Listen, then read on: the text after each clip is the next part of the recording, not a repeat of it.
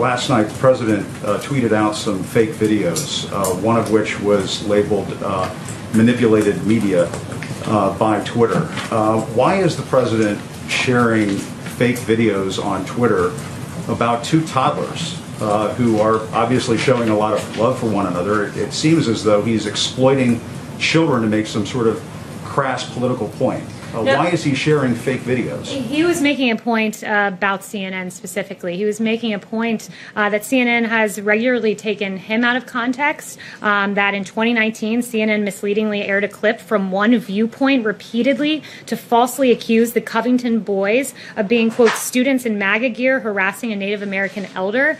That's a harassing video, a misleading video about children that had really grave consequences for their future. So you're saying it's okay to exploit two toddlers hugging one another on a sidewalk to make some sort of political point. As you know, the president has described members of the press as fake news during the course of this administration. When you share fake videos like that, doesn't that make you fake news?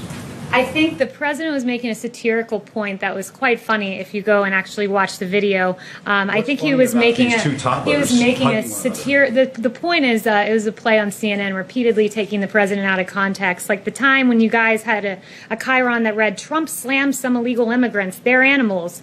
Well, guess what? The people we called animals were MS-13 illegal immigrants who regularly mutilate people in this country. Those things are entirely misleading. You don't mind me pointing out the president has referred to some Mexican immigrants as rapists. He has tried to pass a Muslim ban in this country.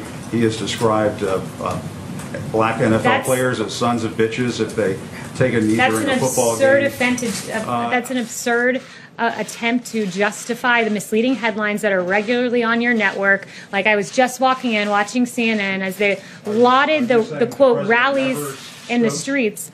Are you saying that the president gotta let me finish, Jim? This isn't a cable news segment. I'm answering your question right now from the White House podium.